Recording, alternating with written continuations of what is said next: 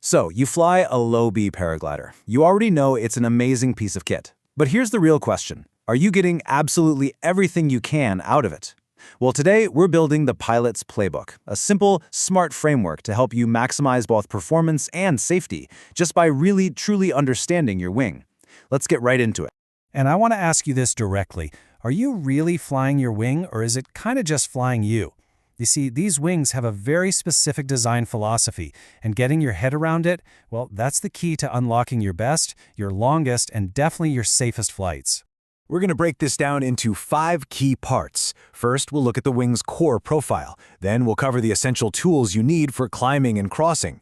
After that, we'll tackle the big one, headwinds. From there, we'll build a simple in-flight playbook. And finally, we'll get your Vario set up to act as your digital safety net. All right, Section 1, the low B profile. Look, before you can master any tool, you've got to understand how it's designed, what it's brilliant at, and just as important, where its limits are.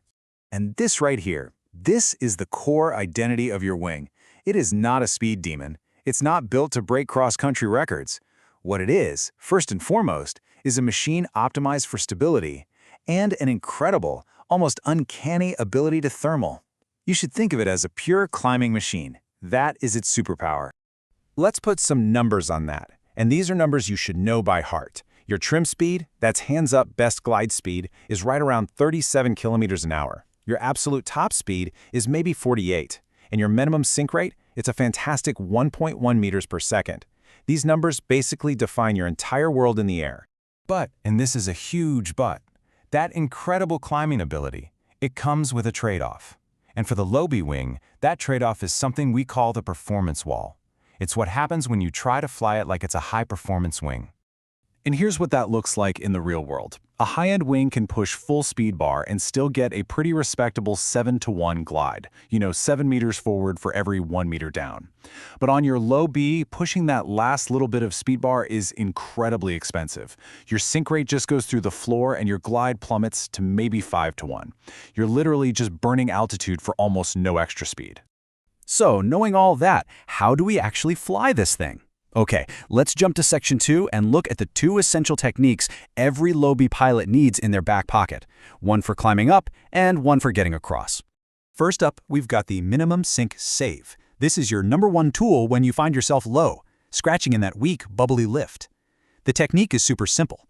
Apply about cheek-level brakes. We're talking maybe 15-20 centimeters to fly at your absolute minimum sink speed. And then use your wing's agility to turn nice and tight and just stay in that scrappy little corner. And this is exactly why it works so well. Your wing, with its lower aspect ratio, meaning it's kind of shorter and stubbier, can turn on a dime. It can stick to those tiny little thermal cores that a sleeker, high-performance, snake-like wing would just slice right through. You can actually outclimb those guys in weak stuff. That's your ace in the hole. You got to use it. Now, your second tool is the speed bar escape. And this is for the total opposite situation. The second your Vario starts screaming at you that you're in significant sink, let's say anything more than 1.5 meters per second down, your only goal is to get out. The smart play here is to apply 30 to 50% speed bar and just punch through it efficiently. And this brings us right back to that performance wall. This is so important. On a low B, full speed bar is not your go-to for gliding between thermals. Think of it as an emergency tool for when you're getting blown back over a ridge or something serious. For efficient everyday crossing, half bar is your best friend. Okay, now for the big one. Section 3, headwind.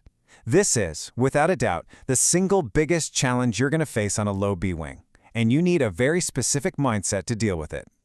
The physics here are brutally simple. Because your total top speed is just lower than a high-performance wing, any headwind is going to eat up a much, much bigger chunk of your forward speed. It just means your window of flyable conditions is, well, it's just narrower.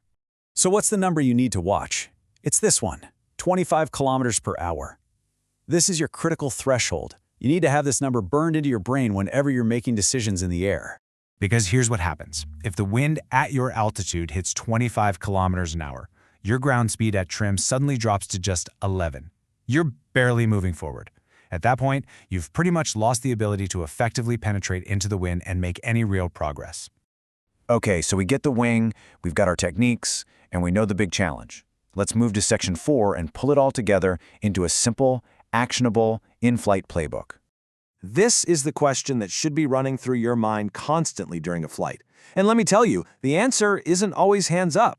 The right answer changes depending on the air you're in and the wind you're fighting. And here it is. This is your cheat sheet. If you're in nil wind, fly at trim. That's your best glide. Got a tailwind? Great. You can afford to apply a little bit of brake, fly closer to your minimum sink, and just let the wind push you along.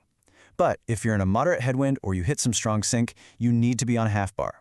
In the headwind, it's to make progress, and in the sink, it's to get out of that falling air as fast as you can. It really is that simple.